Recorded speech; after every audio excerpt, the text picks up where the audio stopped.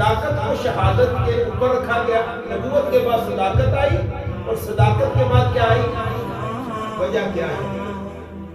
وجہ کیا ہے کہ سچا بننا اور سچائی کا ساتھ دینا اتنا آسان کام نہیں.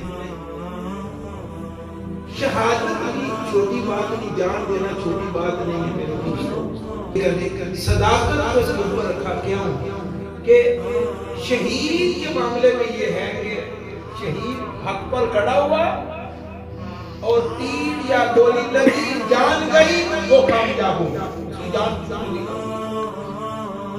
صدیق کا درجہ شہید سے اس لیے ہے کہ حق کے لیے ہر روز وہ موت تک پہنچ جائے پھر واپس کر دیا گیا.